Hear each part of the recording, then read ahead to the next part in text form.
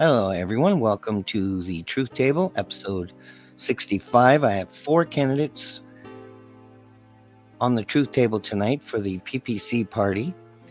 Two were on the February 5th show, episode 49, Payman Asghari and Brian Everett. So they have come back. Now, Payman Asghari also has a podcast in lay terms. He represents West Vancouver's Sunshine Coast and Sea to Sky Country in Vancouver. So if you live in that area or know someone that lives in that area, send them this video so they can get to know their candidate a little better and the platform they represent. Also, Brian Everaert, who's a PPC candidate in Sarnia Lambton and Bijawanong. I don't know how to say that. Bikejwanong. So I don't know how anyone that lives there can, figure out how to say that, but it's a place. It really, really does exist. I think someone was angry when they named that place. I also have Arnold, who's also was a guest, Heino, from Sault Ste. Marie, Algoma region, and Patricia Conlin is not here right now, but she may show up. She has also a podcast called Tish Talk, and she represents York and Durham. And Sunday, April 6th, from 2 to 5 p.m., she will be with Max and Frank Stronach at the 40 Elginport Drive. They're having an event there with Maxine there. And let's see if I can find it here. It's right here. All the details, so you can pause and peek. But this is for York, Durham, and everyone in the region is welcome, of course. Outside of the region is welcome to go there. But we will start our episode, meet the candidates, and hear what they have to say right after this.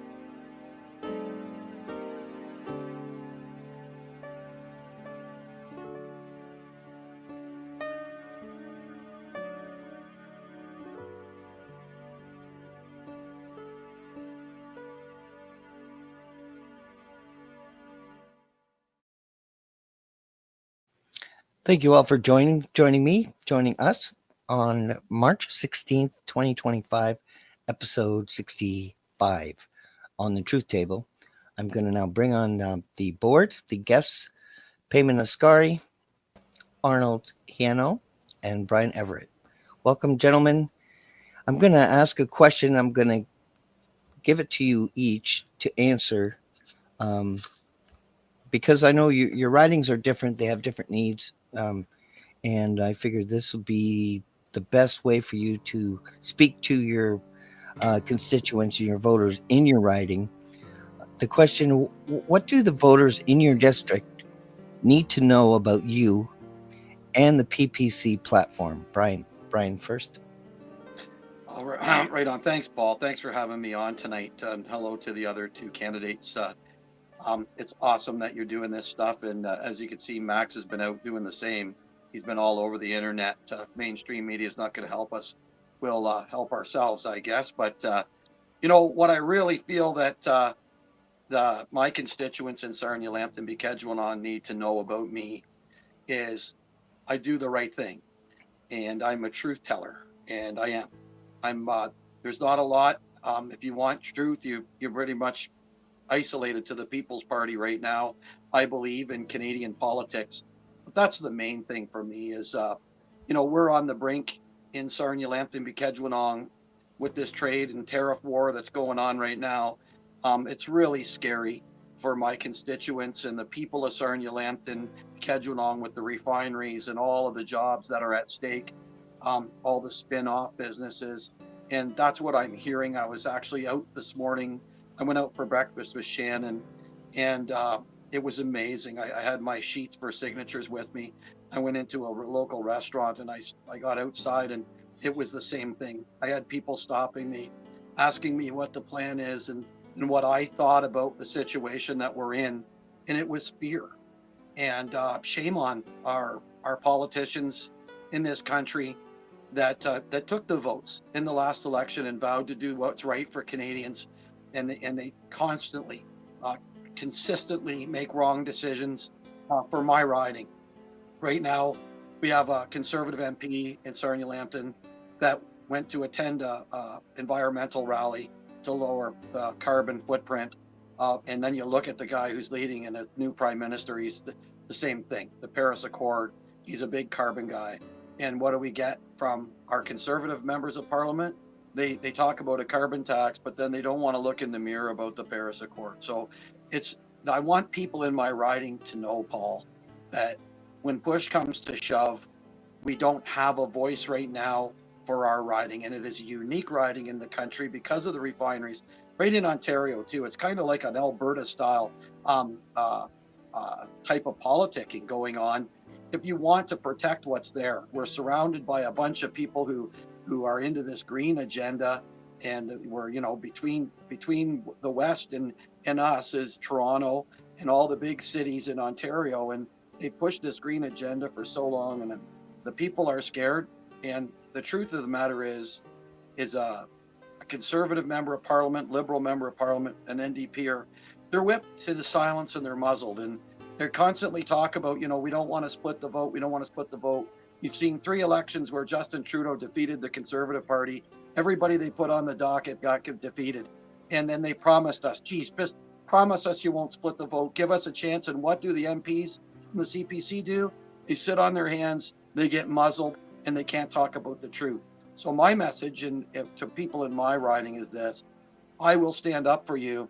I will be there when you are looking for a good Conservative yes vote on something that is of value for the riding.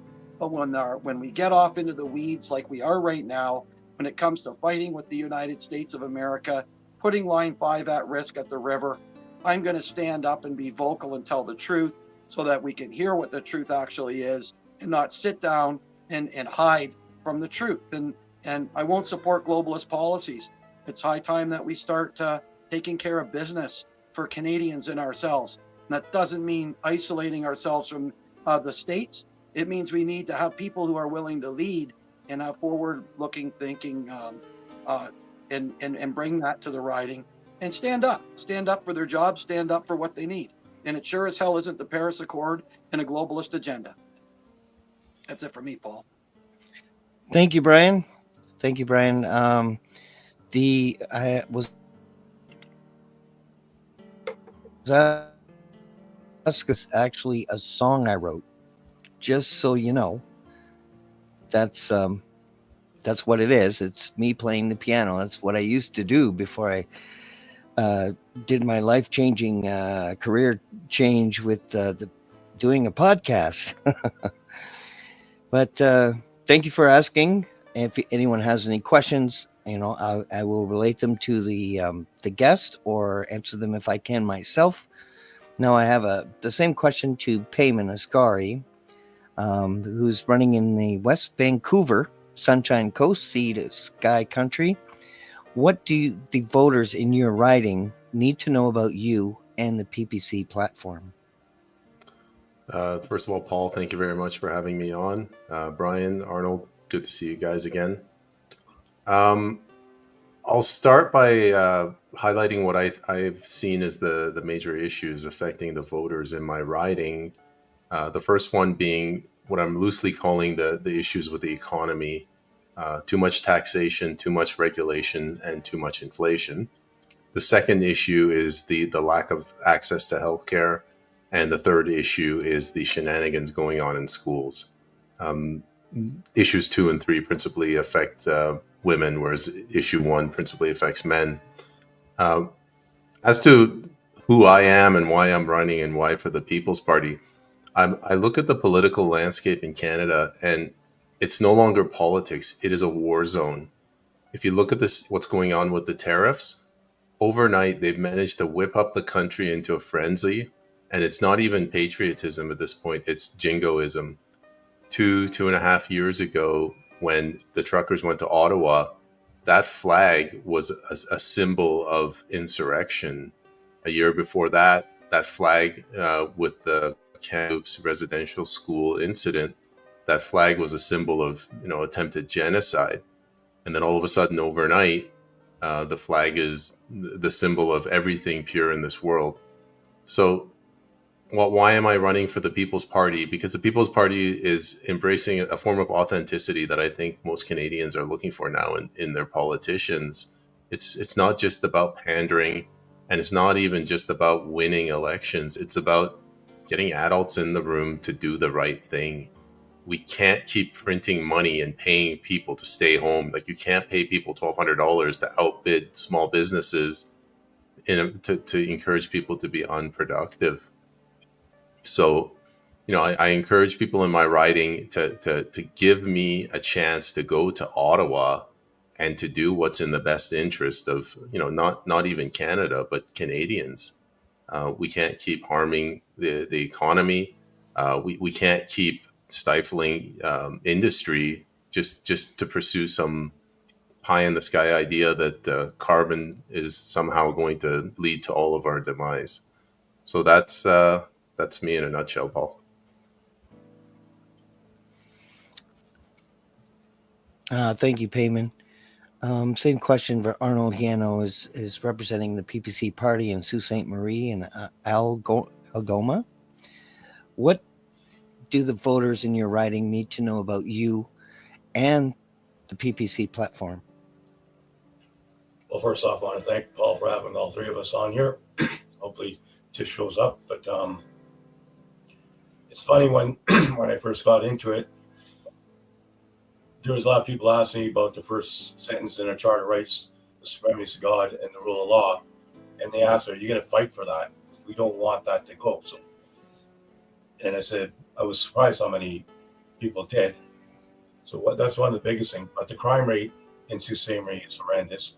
The drug rate is horrendous, and like our police force in the Sioux, they're doing everything they can, but the courts just slap people on the wrist to let them out. So like I think we're number 5 or 6 in Canada for crime rate, and then our opioids, we were number 1 in Ontario at one time, but now we've gone a little bit better. We've stepped up 2 steps, but still, it's just like, and the more I go along, getting into this political game, I never thought that it would be this cutthroat. The corruption is absolutely phenomenal. And just like last week, there was a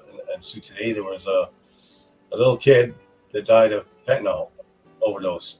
I don't know if she probably just, the parents just had it in the house and she rubbed something with her, but she ended up dying. And then even in Sudbury, I know it's out of my jurisdiction or riding, I should say, but somebody got off for child abuse. He just got bail time, not even bail time. He got let go. Like, we got to put these laws. Like, the police officers in Sault Ste. Marie are doing a great job, but the judges are just slapping people on the wrist because they're being told what to do by the Trudeau government, obviously. And like, people have asked me about the tariffs. What's your opinion on the tariffs? Right now, we've never had a better chance. Never in Canadian history have we had a better chance to hook up with the states economically, as get rid of the 49th parallel and work economically back and forth. But at the same time as we're doing that, we can get rid of the boundaries we have in our own provinces.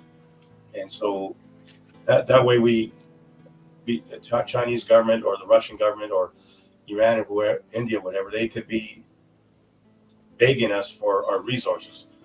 And the biggest thing, like in Sault Ste. Marie, the mass immigration here is crazy. I mean, it's just like, and I'm not putting them down, the immigrants down, but they've been fed a lie to from our government that they make things better here, and that every bus stop you see is just full of immigrants. And the sad part about that is our kids going into high school, they can't get jobs at 16 years old just to buy their first car, just to save up for schooling, just to save up money for their first house. They're totally lost, so that's Thank you, Arnold. A lot of people don't know that Canada charges 270 to 390% tariffs on our milk and dairy products. Would the PPC government end the supply management cartel? Arnold? yeah, we have to get rid of that. Like, we're overall on board. We're already at a 25% tariff for with the states, but we have to get rid of the dairy cartel. Like, we went from 62,000 dairy farms at one time. Now we're down to only about 10,000, something like that. Like, it's just like a little mafia, and we have to. Mhm. You got to bring in our own country. You got to bring free trade back into the fold. Like, I mean, like, even chickens, you're talking 280% tariffs to bring poultry from the states over here. So we have to totally end that. Yeah, I agree. Now, Brian, do you think people are aware of the massive tariffs that we have and influencing the price of milk? And with the PPC, would you plan to do everything you can to at least legitimize the program of the supply management? Well, I don't think Canadians really understand the true and broad power that supply management holds in our country. I would have to say, if you were going to look at lobbyists who control politicians, you can surely bet on supply management and the milk cartel. All you got to do is take a look around where you see the advertising. This little blue symbol, it seems pretty innocent, but they're advertising on the jerseys of our NHL team. They've got big money and they've got big control, and they are a huge influence on our politicians. And absolutely, I got to tell you, when I first got into the People's Party, I'm a farmer myself. I'm out on the farm right now. I'm in my office at home, but I have wheat in the fields, and that wheat price fluctuates on the market. It does. When I go to get it harvested, it may be $6, maybe it'll be $9 a bushel, maybe it won't be anywhere close to any of that. But with supply management, it rigs the prices. And we watched as they talked about the carbon tax. Oh, your grocery prices, all your stuff on your grocery prices has to do with the carbon tax. And there's some truth to that for logistics and delivery and all that stuff. But when we're looking at our farmers dumping milk because they have a quota that they can meet, and then they don't put any excess milk to the market because it'll lower the price. It's supply and demand, which they control it. And I had a problem when I first got into the PPC because I didn't know how to sell it. I'm going to be honest with you. I looked at it, and I looked at it in the same way that I was always told to look at it from the media, from the Liberal Party, from the Conservative Party. Hey, this is a good thing.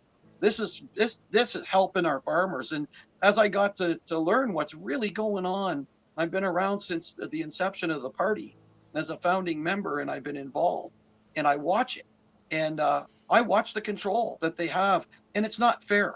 It's not fair that every time our country gets into international trade negotiations, that there's this small group of producers that hold the other farmers at bay, and it's the truth.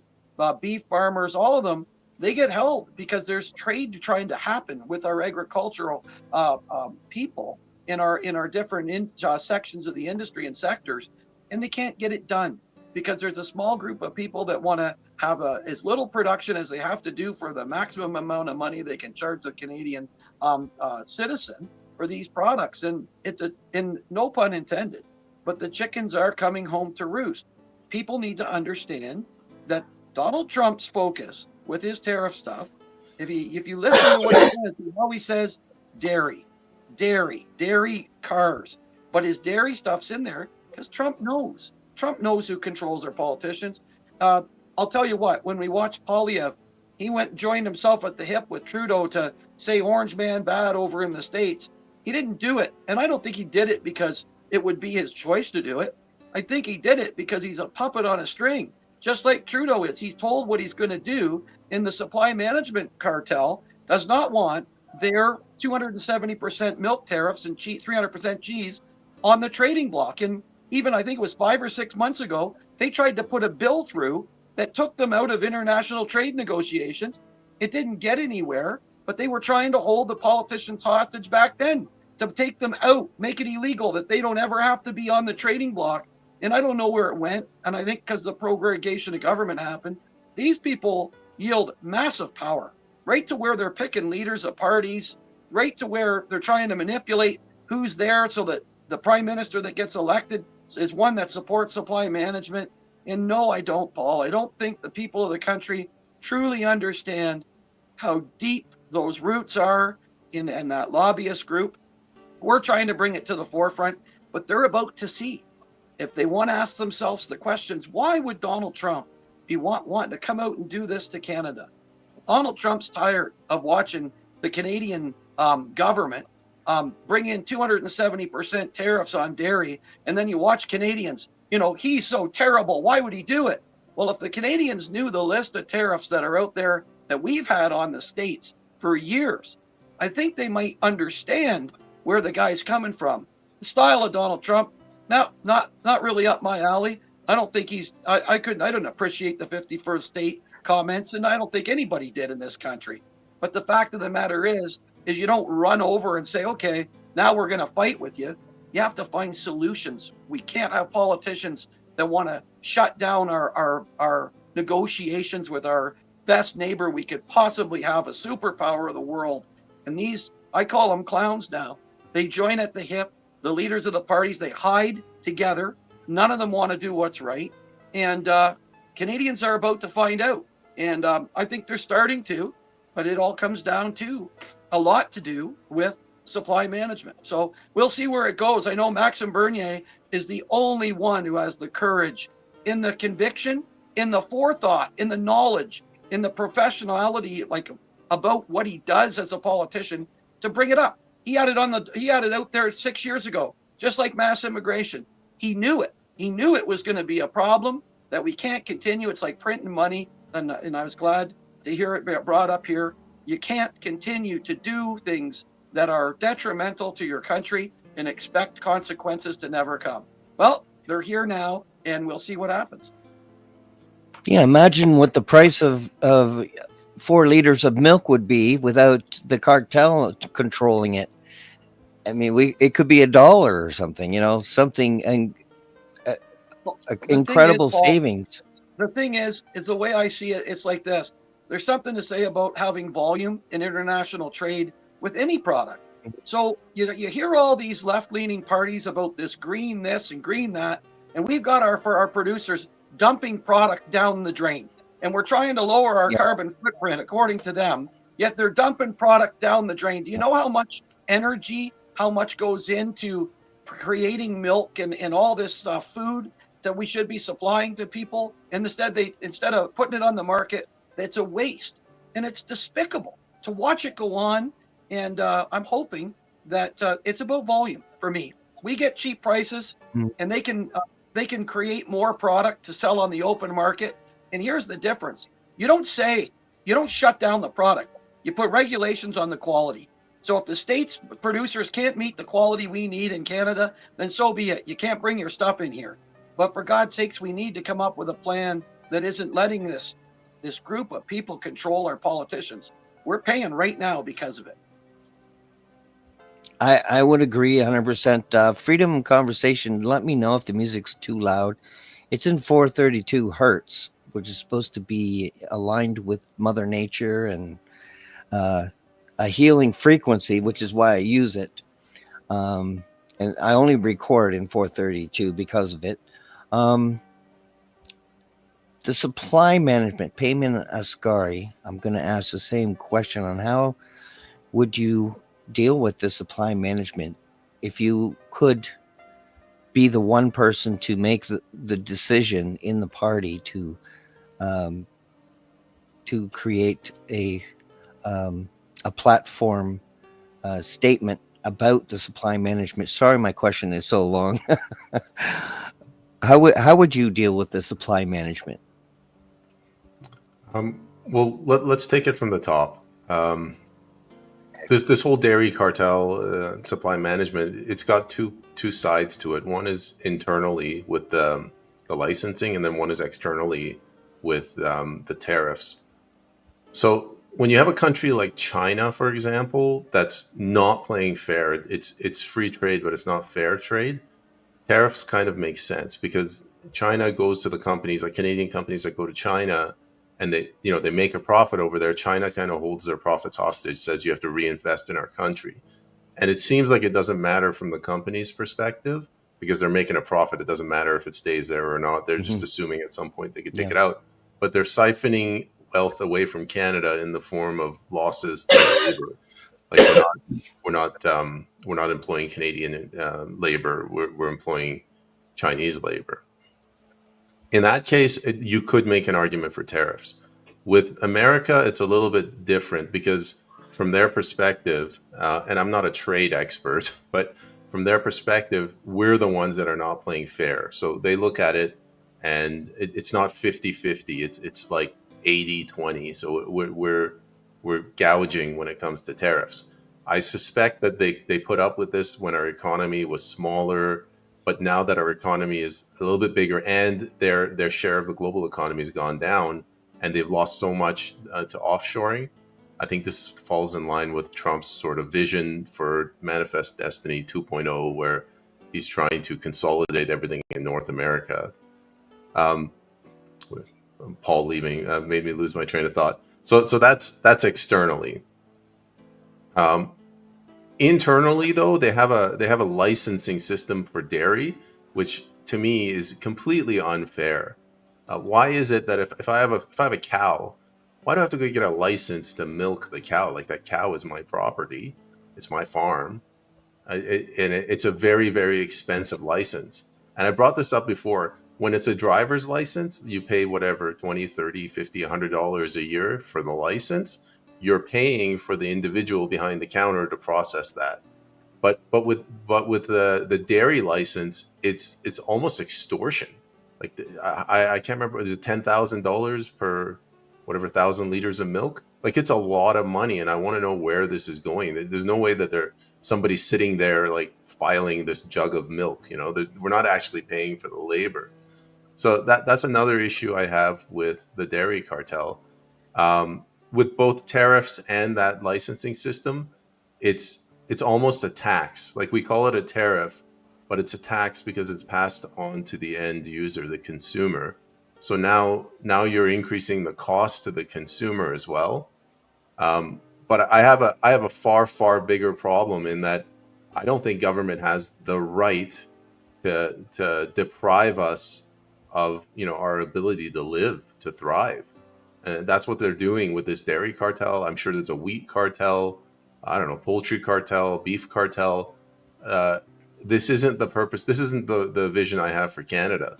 If I have a farm and I want to grow beef and I want to sell it to somebody, other farmer that's got poultry, that's between me and him and maybe God. But the government should not get in the middle of that.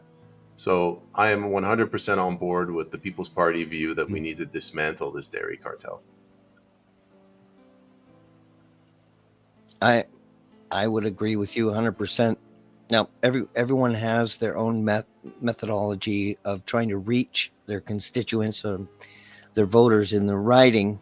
Have you been effective reaching out with your podcast in lay terms?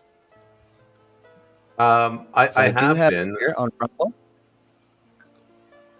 Sorry, I was reading one of the comments. So what was the question? Yeah, I've seen a lot of your podcasts, and you are getting a lot of information out. Do you reach out to your voters in your region, in your riding specifically when you do your podcast? Is that one of the things that you try to do? But my general rule on the podcast is anybody that's a Canadian and they're fighting for their country is welcome on the show. I have gotten maybe like 10% of that is in my writing, but it's not as high as I'd like.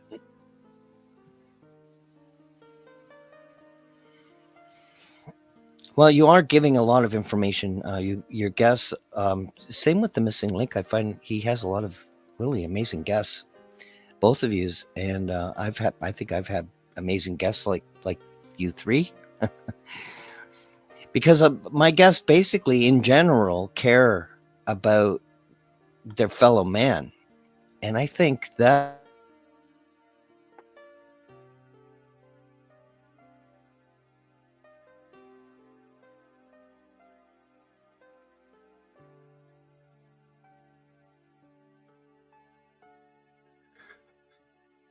I think we lost him.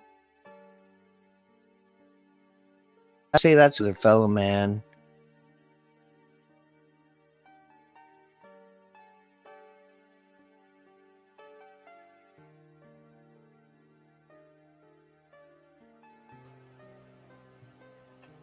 On my homepage, so you see,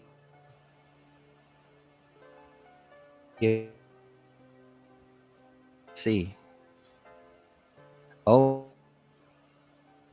Paul, if you can hear us, ooh. you are dropping out quite badly. Maybe reconnect. Yes, my internet was shut down, so they must know we're here. Oh goodness, good heavens! So, as I was saying, I see the PPC party as a party that cares about their fellow man. I would expand personally. I expand that to all of Earth. I care about, the lives and the health of people in all countries, and I think the PPC party aligns with that. Flip off the United States with tariffs. They want to have a agreement that works for both sides. There's no supply management kind of thinking in the PPC party, and I'm going to guess, Payman, that's why you are a part of it. Because of the platform and the message. Yes, absolutely. And that's the number one reason that I joined the People's Party is because of the platform and because it's publicly available. And it's not publicly available in some PDF buried, 100 pages deep into their website. It is the party. They don't pretend to hide it. And it hasn't changed substantially. And it is a rock solid platform. I agree. Brian, would you say that the People's Party is like the only party that really cares about their fellow man? Well, and I not think its own power? I think it's the same thing that Payman said is, when you take a look at the options on the political front in Canada right now, I can tell you that I used to be with the Conservative Party, and I left a long time ago because the PPC was the option with Bernier, and absolutely, it's so awesome to see the new faces that have come on board for, I'd say, the last year and a half or 2 years, and the people who have stuck it out, people who stick around, and the people that are coming on board. There's a lot of integrity. There's a lot of common thought, and it is about caring about what's going to happen to the country. The people you see in the PPC are genuine. They go off a platform that is specifically catering to Canada First Canadians, the future for our kids, our grandkids. It is absolutely the best party that there is out there as far as I'm concerned. And here's another thing with the PPC is we don't have to all think the same way. And Max allows that. Max lets that happen. And that's what makes us a populist party is when you take a look at some people, we can have differences within our ideas in the People's Party, and we're still getting along like we're best friends because we understand that in a thriving country, free thought, being able to speak your mind, whether or not you agree with each other all the time or not, it counts. That's why how you stay free. And Canada is that way only because of that. But we're losing that right now. We need to regain it. And it is the people that are attracted to the People's Party, as far as I'm concerned, are the salt of the earth. Very, very intelligent people, forward-looking thinkers. They don't jump. Knee-jerk reaction is not something that I've noticed the people in our party have. They're thinkers, and Canada needs that. And I'm talking about good, genuine, good people are in our party, and it hasn't changed at all. Because if they're not, they would never be able to hang, because we tell the truth and we do what's right, and that's Eamon mentioned it earlier. Do we do the right thing? And I love being associated with all these people, all you gentlemen on the screen tonight and in this interview, because it makes me feel proud, because we have people who are looking out for the country, and we're getting bigger and it's starting to spread. The fact that we've stuck to the truth is going to pay off, and it's going to pay off not just for us, like as far as being able to get seats in the House. It's going to pay off for Canada. It's going to pay off 50 years down the road. And it's because of the integrity of the people that said, hey, I've had enough. I need to contribute more. Canada's on the hurt, and the quality of people that are at the People's Party is awesome. And I can't see myself with any other political party into the future, even because of the way the People's Party is, and how many free thinkers there are and good people there are in the party. And the leadership, for me, sometimes I hear people getting Max this and Max that. Maxime Bernier has been there through thick or thin. And nobody's perfect, including everybody on this show. And that's the best part, is I don't think any of us expect anybody to be perfect. But we know damn well that the people beside us and candidates that are around in our neighboring ridings have our backs, and they got Canada's back. And that's it. That's it. It's what the PPC is about. I would have to agree. I mean, I would say I'm probably a little biased because I won't be voting for any other party. But Arnold, do you think the People's Party cares about their fellow man and not power and getting power? Yeah, what the beauty of the People's Party is, we're not emboldened to Max. We don't worship Max. Like the other parties, they worship Carney, or they worship Singh, or they worship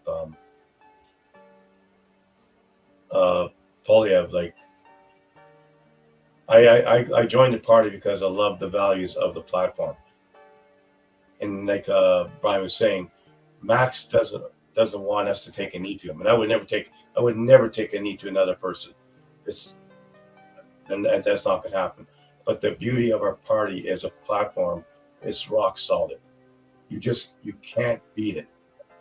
The other parties, when they go to their conventions, they vote on. Even the leaders don't have a say on who's running the platform, because it's somebody from behind the platform that's running it. I mean, you can see what's happening right now with the PCs, like we talked about earlier. It's not Polyev running that platform. It's somebody else that's running it, because you can't screw up a platform as bad as they're doing right now. But I just want to go back on what we're talking about, the tariffs there. What I think we all forgot to say is the only reason Trump is so big on these tariffs is because of the drug cartels and the money laundering in Canada. That's why he is so. He just wants us to get rid of the drugs, the drug cartels and the money laundering in our country. If our leaders would do that, because you look on BC, like Trudeau and them say, well, we only had 1% or 43 grams of fentanyl coming across the country. Well, that's enough to kill the whole freaking city. But we just had the biggest drug bust out in BC in the history of Canada. So did they account that into the 43 grams that came across the borders? No, Trump's not talking about the 49th parallel border and the drugs. He's talking about the money laundering, the Chinese gangs, the biker gangs, the fact that probably half Canadians don't know about that Toronto Dominion. They just got caught for money laundering. This is the stuff that he wants to stop. And our government's not listening to him. They want to go to war with him. Sorry to say, but we're not. We wouldn't stand 3 months in a terror war with the states. Just get rid of the drugs and the money laundering and the drug cartel and the mafias in our country. So, but the fact is that Max lets us talk like that. That's the beauty of Max, because we, like, I live in Sault Ste. Marie, Payman's out in Vancouver, Brian's in Southern Ontario. We all have different issues in our own areas, so it's not a one size fit all. We have to worry about our own areas.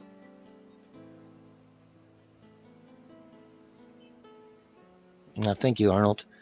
Now I have a question. Thank you for your questions. Remanded, thanks for your comments and your information.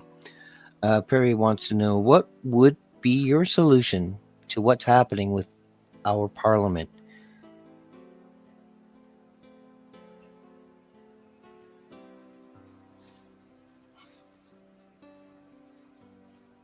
Payment first. Sure. You cut out there, but I think you're talking about Prairie's question. What would be the solution to prevent what's happening with Carney getting in and the proroguing and the Governor General? I mean, we have to fix our Constitution. The Constitution is so poorly written. If you compare the BNA Act with the United States Constitution, it reads like a legal document as opposed to something written by sovereign citizens. So I would. This is long term. This is not something that's going to be done in one election cycle. But I would fix it so you get the Crown, all the references to the Crown and the Governor General. I throw that out. And just a side note, Carney, I believe, is doing a trip to Europe, and Mr. Heino and I talked about this. When he goes there, he's got to bend the knee to the king. That's a big red flag. Like, if you're a sovereign citizen, you shouldn't do that. But I think we need to get rid of the Crown. We need to get rid of the Governor General, and we need to fix the wording in there. So, at least the word Prime Minister appears in there. That's the first thing I do. The second thing I do is I would plant the seeds to one day for Canada to become a constitutional republic. What we've seen in the last 5 years, I blame it entirely on the fact that Canada has been essentially running as an absolute democracy, where 51% majority is the will of the people. It becomes a living constitution, and that 51% can crush the rights of the other 49%. In reality, it's like 80% turned on the 20% that weren't vaccinated. So that's the second thing I do: constitutional checks and balances. And the third thing I would do to prevent this from ever happening again, and this is a tough pill to swallow, is eternal vigilance. There is no way that you can create a system that's so beautiful and so perfect and so airtight that everybody can return to their fields and rest assured that this will never happen again. Evil will always rear its ugly head. We have to work at this, and to get out of this mess that we've created, it's not, the solution isn't just a political solution. The PPC will be a part of it, and we'll move it along politically, but it has to come with people getting involved and educating themselves. I'm in British Columbia. We just provincially passed Bill C7, which gives the government even more powers to basically go around the democratic process and bring in any laws it wants, whenever it wants, however it wants. Well, the reason they do that is because we're not educated. We had prorogue, like we didn't have a government, a legislature for several months. Nobody seemed to care. We've parachuted a City of London leader as prime minister who's not elected, doesn't hold a seat in the office, has 3 passports, hasn't lived here for 10 years, and nobody seems to care. So when we have a citizenry that's not involved, it doesn't. These questions, they're kind of moot. So I would start with the citizenry. Thank you. Thank you, Payman. Same question to you, Brian. What would be your solution to what's happening with our parliament, so we never get hijacked like this again? I agree with a lot of things that Payman just said, but one thing that what I believe is it's been a snowball effect. probably something a lot of people would never suspect that would have ever went down. But I believe in proportional representation. I believe that we need to find a way to get there. Our system leaves almost 1 million voters out. The 840,000 or whatever it was, the People's Party voters in the last election were told that your opinion doesn't matter. You have no representation in the House. Meanwhile, the Greens get 300 some thousand votes, and here they are in Parliament. I know the wheels of government move a lot slower. You get a lot more parties involved, and things can get dicey on that end too. But what I'm seeing is a system that every time Canadians turn around, it lets us down. If there's a little bit of a loophole or wiggle room for a corrupt politician, they can slip their toe through that door. So we need to tighten it up. And I think the way that it happens is, in another thing for me, is get the government out of the business of media. When you control the message, you control what people think. It's absolutely sickening. It's almost like they pushed a button for this Captain Canada thing that's going on in Canada. And it just makes me sick to my stomach to watch that all the things are manipulated. I shared something on my Facebook. It was an Ecos poll, I believe. All the numbers on the bottom of the bar, I think PPC was at 4.5%, but I couldn't tell because it was the only number that was smeared and confused. And you look at 338, they'll put a bar graph up, they'll put a plus or minus, and they'll have the minus in a negative to make sure the PPC bar graph has no color in it. They're ahead of the Greens, but the bar has no color. So when someone flips through it, it looks like there's nothing for us. It's so rigged, so corrupt. Having the media and the pollsters involved with the federal government, it should be illegal, in my opinion, that a red cent, we don't have a cent anymore. Maybe they took that copper from us too, like the silver. But we shouldn't be having any money going to media at all, right? So that's the way I see it. I think that there's massive things, and payment got into it, and I believe what he talked about. There are a bunch of things about the Republic and all that, but we have watchdogs being kept out. And right now, when you leave an open gate with no watchdogs, the thieves run in and out and take whatever they want. And they're keeping the watchdogs out. For the People's Party, we should, I look at it in a way, for that many votes, I don't know what it would have worked out to. 6 seats, or I forget what the number was in proportional representation, maybe even higher than that, maybe around 20.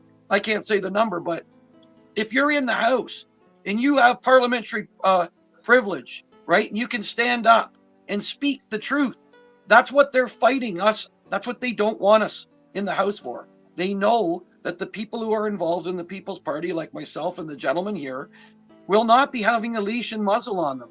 And they, in order to steal and rob from the public and set their buddies up, they need it wide open. So that's what I would do. No more media funded by the federal government. If you can't have media that tells the truth and survive by advertising, then I guess you're going down in flames, because we're not going to prop you up. And proportional representation, if you have a party that gets almost 1 million votes in Canada, they're damn well going to have some seats in the House of Commons, and they're going to get a say. And that's the way that I see it. That's how we start the change. And that could end up turning into where payment was going, about, different processes. And that's how we get them out there. That's how we're able to get that topic out there, is to have people who aren't muzzled and being told what they can say and they can't say. And then the public gets to hear it. And then it snowballs. But that's what I do. Well, like payment, you also post videos on a regular basis. But I think you could help expand my knowledge on how to pronounce Bekejwanong. Do you know how to say it? Yeah, it's tough. And what it is, it's an Aboriginal reserve that was added to Sonia Lambton. So it's Bekejwanong. So it's it's tough to pronounce. Bekejwanong. So this Bekejwanong is how it's pronounced. So it is tough, it's rough. And I had to get all my stuff all rearranged because they changed my riding and the boundaries. But I got to tell you, I'm looking forward to it. There's a lot of PPC supporters in some of the outskirt lying areas in my riding that they added. So they actually moved me a lot into a populace where I grew up closer to where they added to my riding. So the people that have a chance to vote for me now, I went to high school with, I played hockey with. So what they've done is the move gave me more people who personally know me, which I think is great. It just means more support. So it's Bekejwanong, Paul, and it's tough to say. Well, I'm glad, because I would have like woke up from a night. Uh-oh.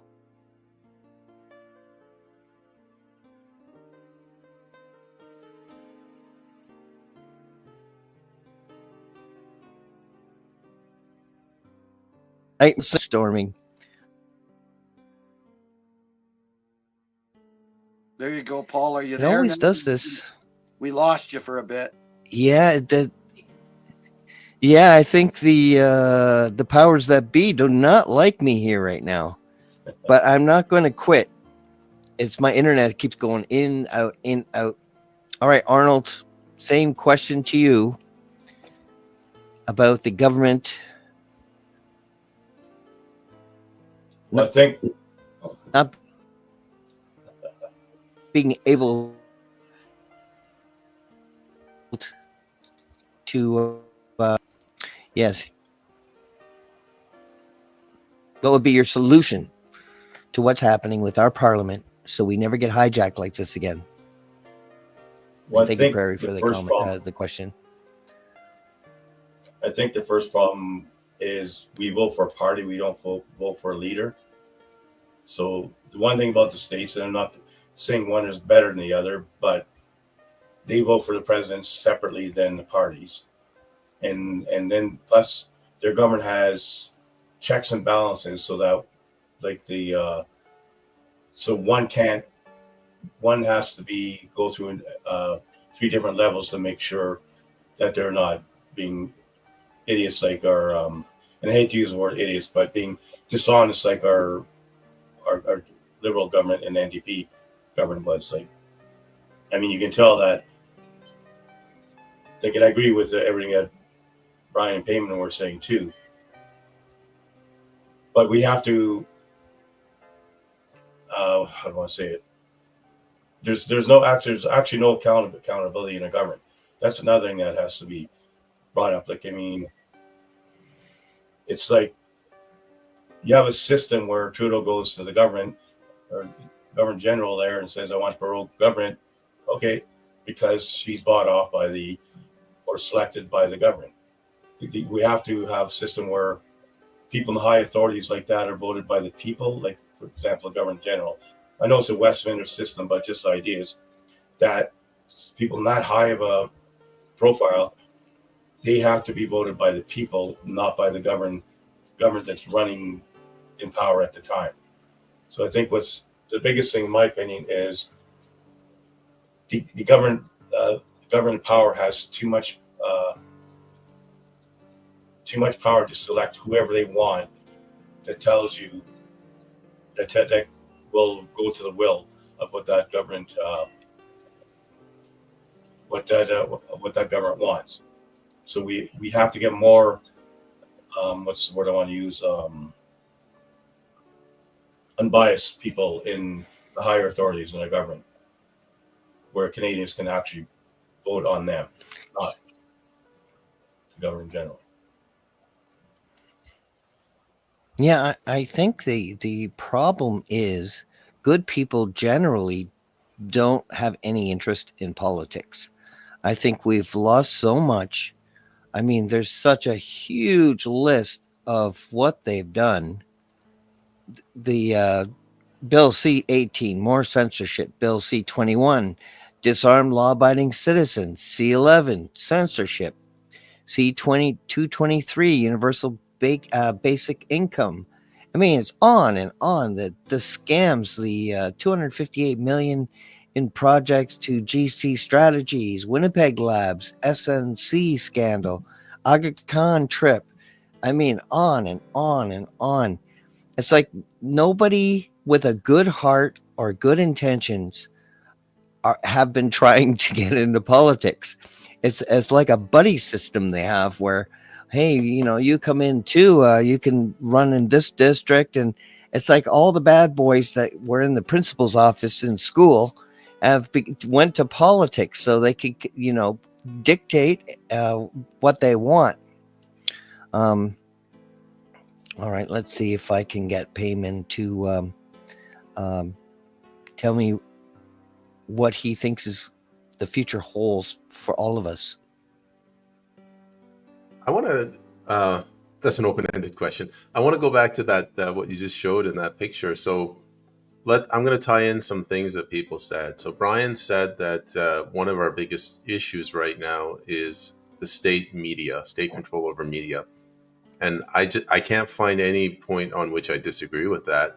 Here, a lot of the stuff that was rammed through is because they have control of the media.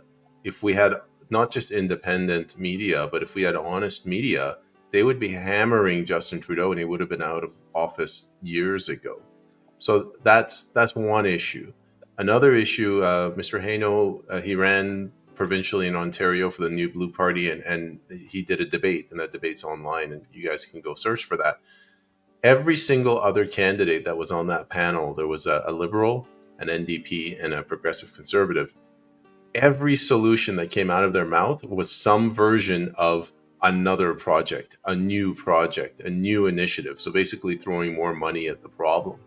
So when you have that happening over and over again, the society gets conditioned to believe that if you're not spending money, if you're not doing something, which means spending money, then you're doing nothing. You're useless. So that's one of the issues that, an honest, authentic party like the People's Party, it's a challenge that we have. So we have to find a way to message to them, we're going to do less, like we're going to take some, it's a psychological issue where you're trying to tell people, vote for me, so I take something away from you. Another thing I wanted to bring up is this concept of liberalism that I say it's like a disease that's infected the West.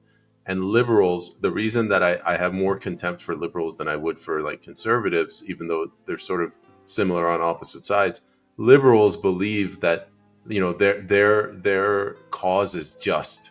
So anything that they do, they can do no harm, they can do no wrong.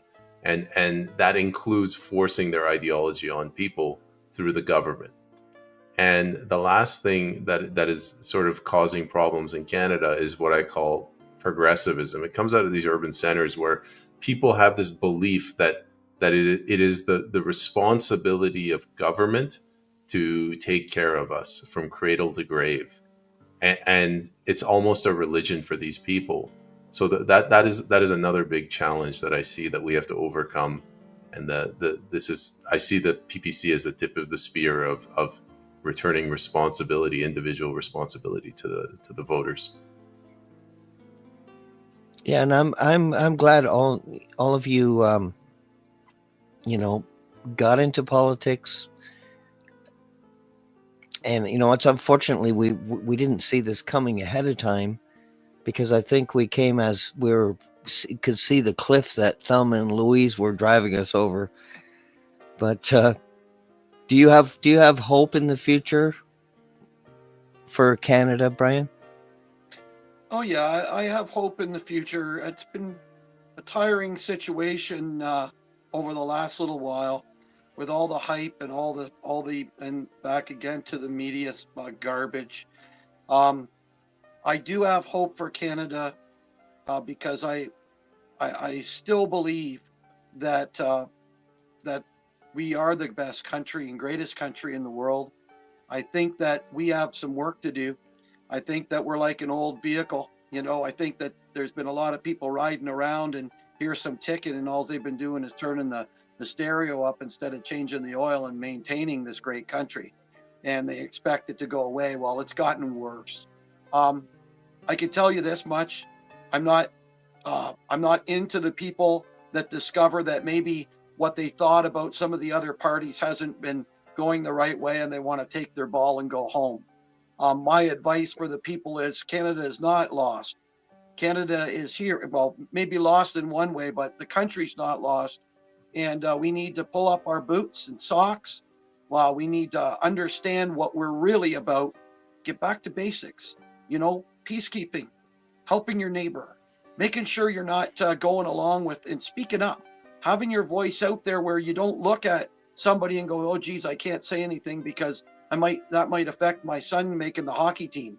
This is the stuff that happens, and this is how countries go down in flames, is when the silence becomes something, because speaking up is a punishment. The fact of the matter is, and I say it all the time, when those boats hit those beaches and the gates went down, the Canadians ran out the gate.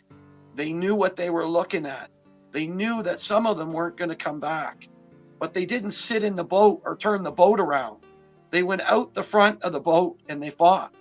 And that's what I'm asking Canadians to do.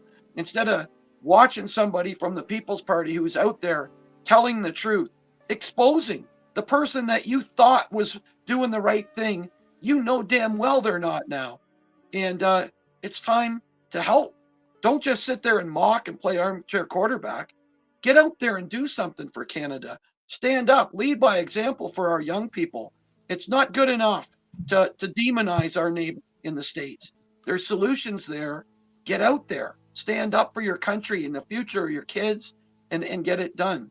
Canada is a vast area of lots and lots of resources. We have wealth to the beyond belief in this country. It has to be, how can I put it? It has to be pulled in and put to use in the proper way with the proper people who have the people in mind, not power, not politicians. It has to be there to give a better way of life and a better standard of living for Canadians. And we have that here. Don't listen to the media. The media is telling you to go a certain way. That's where Canadians need to come to terms with that. The fact is there's some sacrifice involved to keep the country, and it's time right now. We have to do it. I'm not going to stop fighting for Canada. I can tell you that much. I'm going to continue, and I have the perfect game plan in the People's Party platform to do it. So I'm going to continue to do it, and I encourage other people to do the same. That's good. We do need to keep a positive outlook on things. And I think the People's Party and Maxime Bernier has attracted the best kind of people. I think since COVID, I've met the best people in my whole life. Like, I've absolutely met the most amazing people and have the most, like, till death kind of friendships that I have no doubt in my mind. So, Arnold, do you too have a positive outlook and the potential? Because a lot of people don't really understand that candidates from the People's Party will answer their constituents over their own party. If you because every riding is different, you may have different needs that may not be specific in the platform, but specific to your riding. And the most important thing is people understanding that about the People's Party is that they really, really, really represent you. You know, in your district, they care about you and your riding and the conditions of your riding. So, do you have hope for the future, Arnold?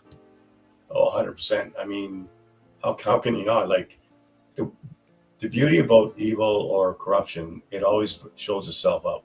And what you're seeing right now, that you have you have the premiers of all the provinces, you have the federal government, all wanting to go to a war against the states, and they're making themselves.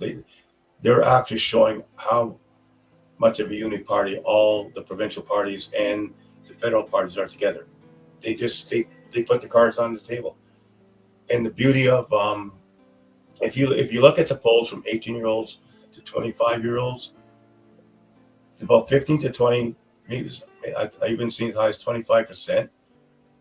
They are looking at our party because they see that we're offering a promise. Like when their parents were that age, like you say, 16 years old, I had my first car. I was free. Turned the key on, and I was never at home. But then I had a job at 16 years old. And then I was able to pay for people are able to go to school to pay for schooling. But there's so many moments in Canadian history that has brought our country together. You look at Terry Fox. My God, He started off very small in the Atlantic Ocean. When he dipped his leg, he hit Thunder Bay there. He had a big following. I don't know if you guys, I'm a little bit older than a couple of you guys, but in 1972, Canada shut down for that Canada-Russia summit. Every business shut down for that last game. It was such, I'm getting goosebumps right now talking about it, but the whole country, even Diefenbach was there on watching. They were showing watching. And then you have the truckers convoy. And that just was another uniting factor. So getting Canadians together. The spirit's still there. The heart's still there. I think what Canadians are looking for is a party like ours that wants to unite them back to bring us to the country we are, and still be great again.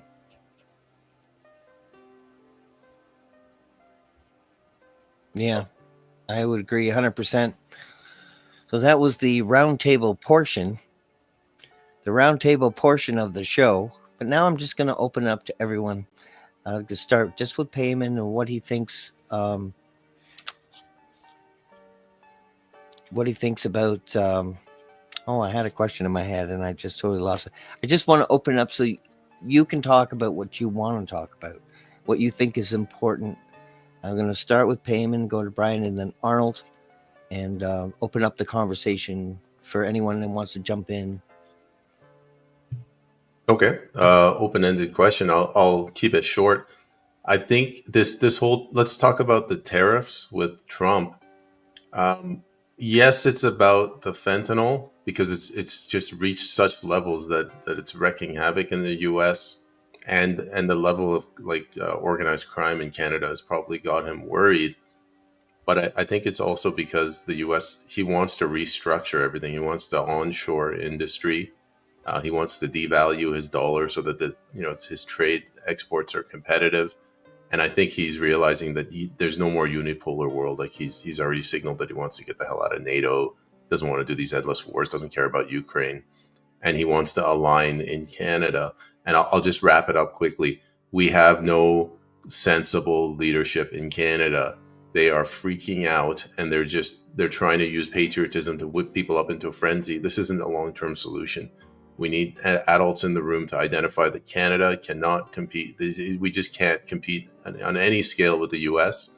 Let's figure out where they want to go, either partner with them, or if we're going to go our separate way, what's the 50-year plan on how to do that? This is the world's biggest country, superpower on our border.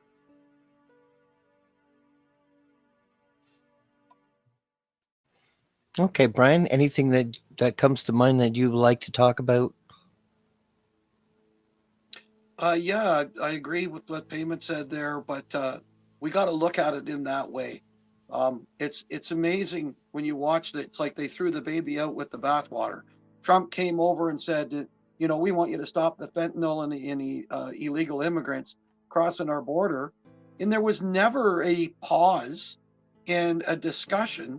It was a knee-jerk reaction that all our leaders went and joined hands and started screaming the orange man's bad. And I couldn't believe how quickly it happened. And that just goes to show you where we're at. The fact of the matter is what I saw, what worked for that, and what I still think needs to happen. As much as the solutions given them to buffoons it bothers me too. A lot of times these people, anything to fix it. But these guys take some of the stuff we say and they try to implement it when they should have been doing it in the first place. I'll tell you what they should have done was it should have been Poilievre, Trudeau on a plane down to the States, not Doug Ford. It should have been our federal leaders with the media in tow and make a great big spectacle because that's exactly what Trump wants. That's his style. Sit down. Tell him you want to reopen the trade agreement early. Sit down and go through it. Bernier talks about the same thing. What do they want? What do we want? It's a win-win thing that you make with your neighbor, with the states. There is no reason why we have to sit here and have him, meaning Donald Trump, pick our country apart and expose our weaknesses on the world stage. And he has done that. but he's done it because of our weak leadership. He's done it because these people that we have in power in this country, they don't know how to play the game. They don't know how to do the deals. They don't know what to do because, and you're right, they're drumming up Canadian patriotism. Well, we were there in the streets of Ottawa. We already did that for the right reasons. These guys that are in power, they're quite frankly extremely scary and worrisome for me to watch how they're dealing. They should have went over there.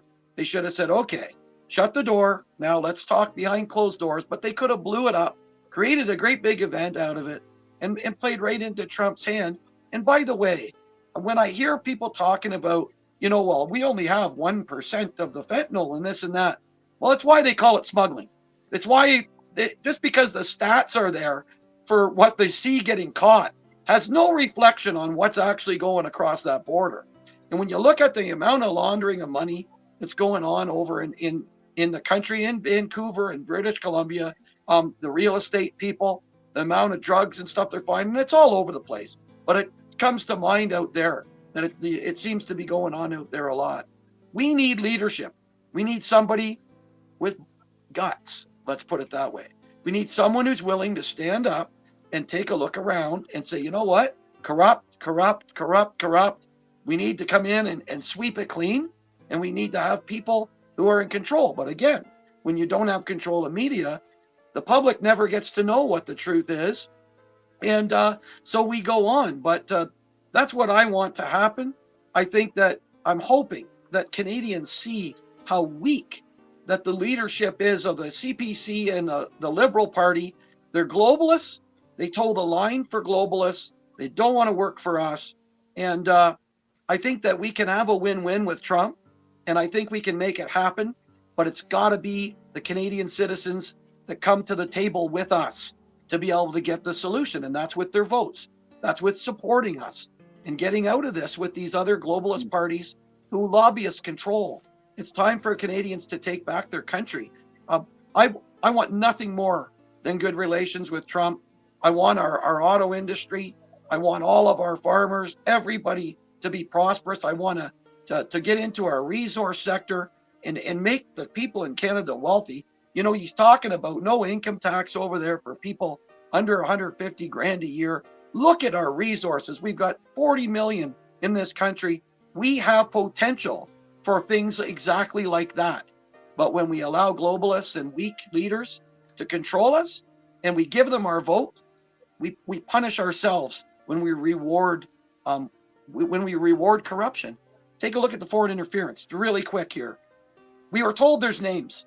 We were told there's a bunch of names. Polyev wouldn't get security clearance. Didn't want to know who the names were for him. All of a sudden, now there's no names. Well, Polyev told everybody he didn't go to get clearance and go read them because he would have been gagged. Well, has he mentioned anything about the foreign interference since? No, he hasn't. CIS has told us the corruption is deep for generations in our country. So Canadians need to take a look at that, and they need to say, it's time for us to clean house. It's time for us to do the right thing. And that's what I'm sticking on, is doing the right thing. I can see Bernier sitting at the table with Trump way, way above and beyond compared to looking at the other clowns that have run away, that are hiding because they're scared that they got to go against their own lobbyists. And they're in the corner. So it's time. It's time for the People's Party. And this is what I was talking about earlier, about the kinds of people that are attracted to the People's Party. Because there is no fight with the People's Party. There's no fight with Trump. It's just negotiation skills, both sides winning. It's not about beating, winning the other, having an advantage. But money is a big issue here. But people with the most money will get, the funding and the supply management has a lot of control as well, and can do harm. We've had dairy farmers with, the military going in with machine guns, for heaven's sake, to a dairy farmer, that has cows. And the community bought a cow together so they could drink raw milk. That was the only way to get around the rules, was to own the car. Own the cow, and to be able to do that. Arnold, do you have anything that you'd like to say? That you, Jesse Hall is here, and just in case you didn't know, he's probably interviewed one or two of us by now. So Welcome, Jesse. Nice to see you, brother. my question is the Canadians is, how does it take a foreign government to expose the corruption in our country? It took one person to show exactly what's going on in our country. And every politician in Canada never looked at the fact that Trump might get in. So they cursed him, they swore, they called him names. As much as I can't stand Trudeau, I would never call him name, whatever. I would say, like, the guy ruined our country, yeah. But I wouldn't be name calling him. But every Canadian politician, pretty much majority, name called Trump and not think that he would ever get back in. The one thing that's different about the States and Canada and traveling into States is when I was delivering boats down there, the one thing that they told me is either Trump gets in or we get in. And what people in the world have to realize, it's not Trump that won the election. It was the American people. They were done with this globalism. They're done with this DEI stuff. And they told me this had nothing to do with Trump. We are going to vote. He's our best hope. And if Trump doesn't step up to the plate, they're going to vote him out just as much as they did. But they were done with all the BS coming in from the globalism and the WF and the UN. In Canada, we have to get out of the Paris Treaty Accord. They all axe attacks, whatever, all these stupid slogans. Until you get away from the Paris Treaty Accord, you're not going to axe any tax. Until you get out of the United Nations, nothing's going to change. And until you get away from the WHO and the WF, nothing's going to change. Because they could care too less. I was going to say, they could care less about Canada. They have one agenda, and their goal is to get rid of the Western democracy. And nobody's, like, just in discussion tonight, we still have the mass immigration. That's still getting worse and worse. We got to keep on talking about that. These ones that are over here illegally or overstayed their visas, they have to be sent back to their countries. Because, like I said earlier, our 16-year-olds can't get the jobs at Tim Hortons because that's what they look on when they get in high school, part-time jobs. We can't afford houses because they've taken all the houses. I'm not even gone into the cars yet. They're buying all the cars up. Nobody can buy a used car anymore because they're too expensive. And a lot of the problems in Canada has to do with mass immigration, right from crime, homelessness, and all that. So it's time we got to fight back. Thank you. Payman, would you say that? Yeah, I don't know how we could fight back because the system is rigged. The media is involved. The polls are involved. People are brainwashed. And I think Payman would probably agree with me that the People's Party isn't based on petty drama and division, as Squirrel Nut said. Would you agree with that? Yeah, I mean, we're not. We're trying to do an impossible task, which is we want to do politics, but we also want to educate the voters. The reason I say it's not impossible, but what happens in politics, you have 15, 20 seconds to make your pitch, whereas when you want to educate, you need 30 minutes. So when you start having to explain your policies to the voter, you tend to lose them. So you're saying that is the PPC petty? No, we're not petty. We're trying to do the right thing. It's a hard thing to do. It's a long road, but we're taking that two-step approach: politicking, educating, politicking, educating. You asked a while back if the three of us are hopeful for the future of Canada. I am, and here's the reason. Here's how I see Canada right now. I say that we're in a cold civil war, you have the powers that be, Ottawa, the provincial legislatures, maybe some, the Laurentian elites, whatever, the billionaires. They not only want to hold on to their power, but they want to increase the level of authoritarianism, the tyranny, the communism. Again, I go back to BC, like they're just ramming through bills that are absolutely ungodly. At the same time, you have, grassroots voters, citizens, Canadians that are patiently working. They're trying to navigate this and find a way to take back control without resorting to violence. I don't think the Canadians will resort to violence. I don't think the powers that be will put boots on the ground and turn Canada into the Islamic Republic of Iran, if for no other reason than because they know that Donald Trump is, south of the border and he will not stand for it. I'm hopeful. The Canadians are educating themselves. They're lifting themselves out of this tyranny that we've dug ourselves into. And the final thing I'll say is that what I want to see in Canada, my vision is to change our relationship with government. I don't want to have to go to government to ask for permission for every single thing that we do. I want to be in control of my own life. If I slip through the cracks and I get absolutely obliterated, I can deal with that. I don't want government to treat me like a slave. Yeah. Well, did you know that Jesse Hall from the Missing Link called Trudeau names?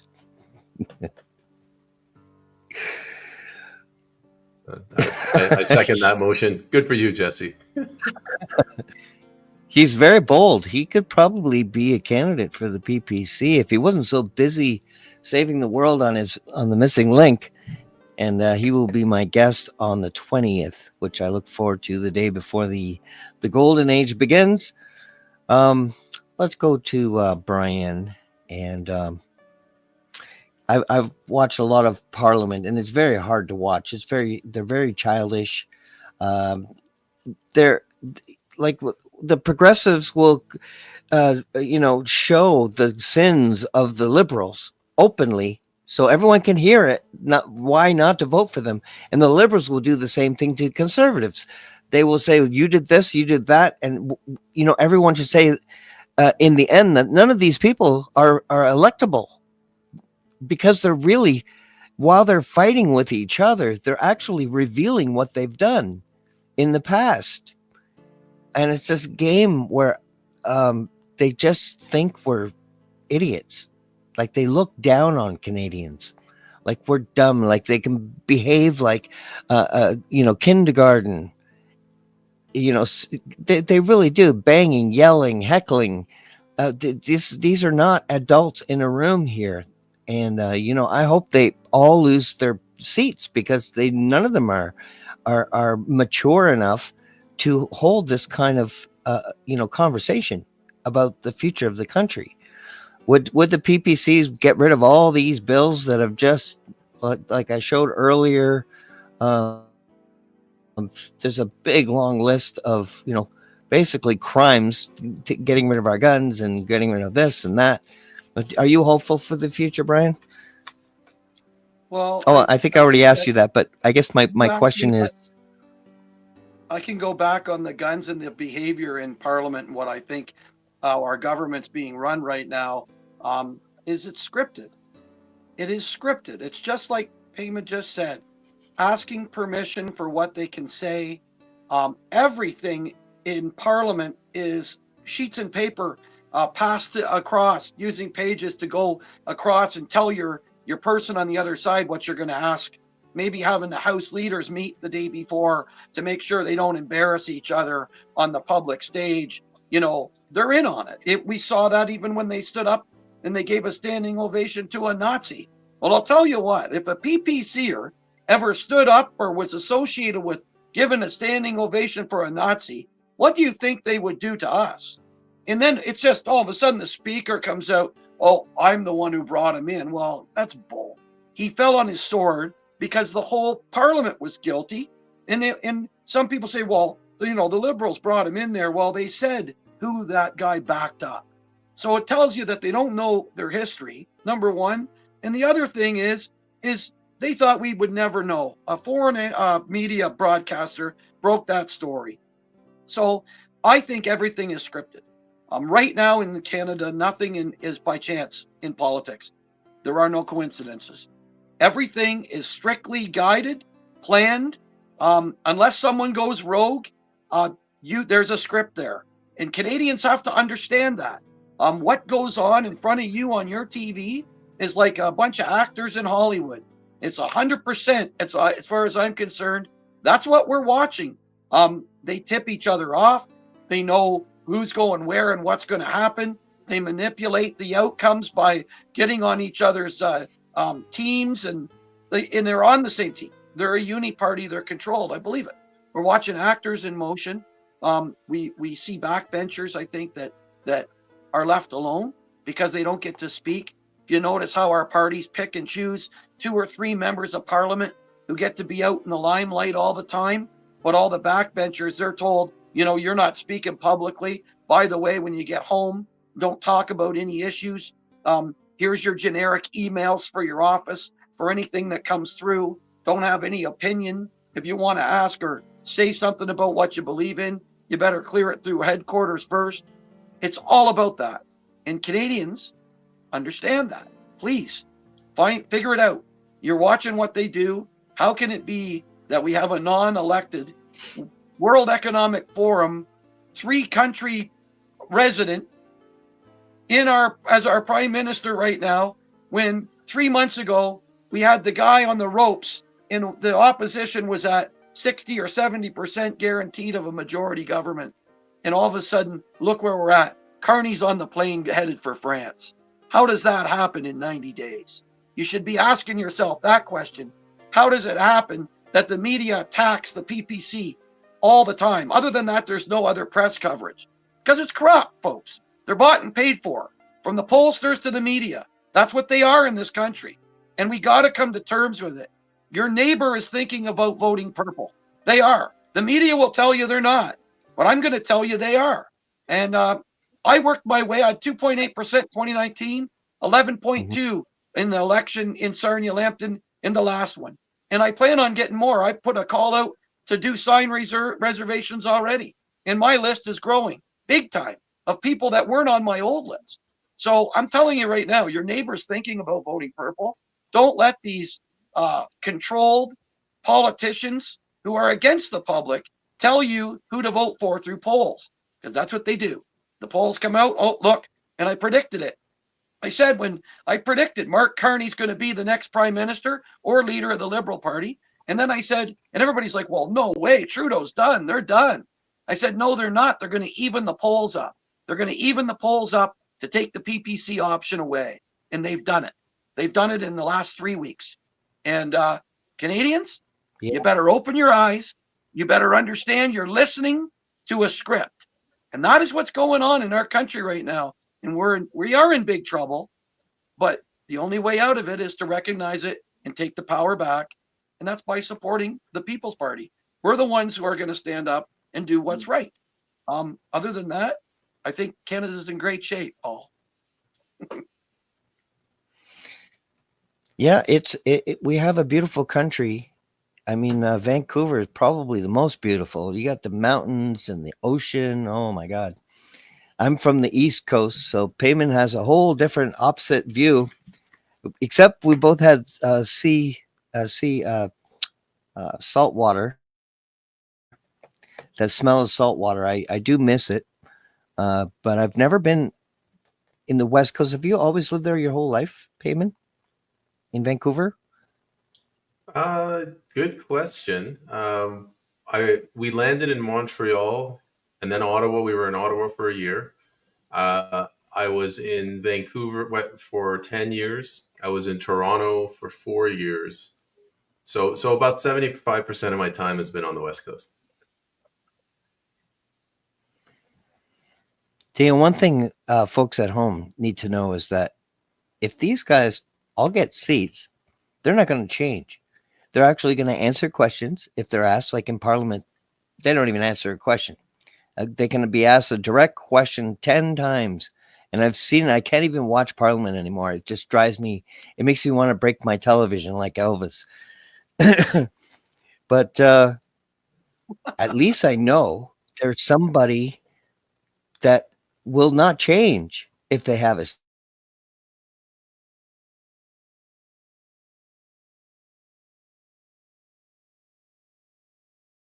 seat. But if you're voted in and get a seat, I don't think the constituents would have any problem with your vote, with how you vote, because you'll actually tell them what they're voting about, what you're voting about. You will inform the constituents and the voters. You let them know exactly what the bills are, and that's one thing people would really need to see and really benefit from. Something that we're not getting. We're only getting information from the media, but just one seat would do it. One voice is all you would need to be able to just say, this is what this bill is about. This is what this bill is really about. So I'm grateful to all of you for putting yourselves and your lives in the spotlight to try to save this country.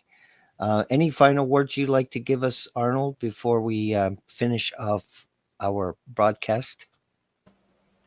Yeah, I think the biggest problem with politicians is they go from the riding and they go to Ottawa or Queen's Park and they go to represent the people, but when they come back representing the government. They forget it's we the people, not we the government. Kind of deal. Like going back to what Brian was saying there, I remember watching CPAC, and there's a guy that called in and said, "Can you tell me who the constituents are that Klaus Schwab and WF has infiltrated in Parliament?" And the freaking Speaker of the House lied to every Canadian, said, "I'm sure it was a good question, but it was garbly and I couldn't get the question." Yet it was perfect English.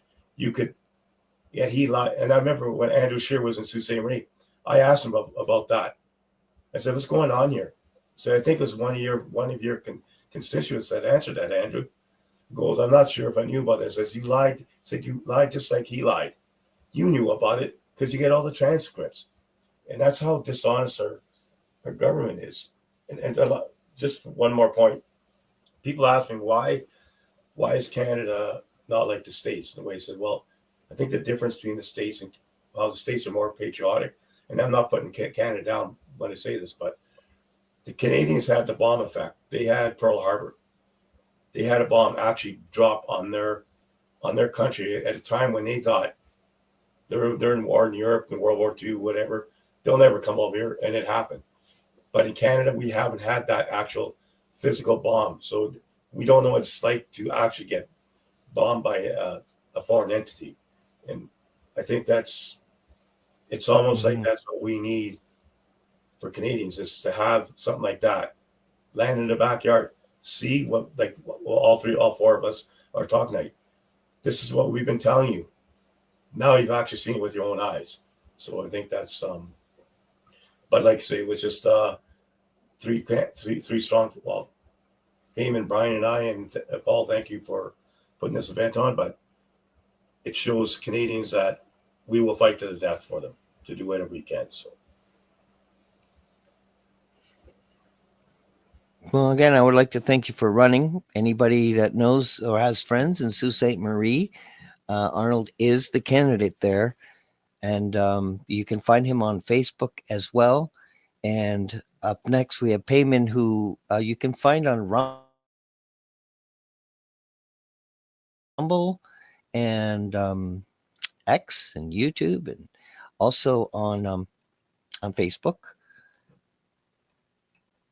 Oh my goodness, the internet's been real fun with me tonight. It's really challenging me, trying to get Payman into the big box here. Oh, there we go. So thank you, Payman, for coming on tonight. It's always a pleasure. Like you are trying to get the word out with inlay terms, and you're also doing multiple podcasts, trying to get information out. So for that, I want to thank you, and I let you know that I value your time. and your work for this country. Any final words before we go to Brian? Sure, I'll keep it brief. Paul, I wanted to thank you very much for bringing us on.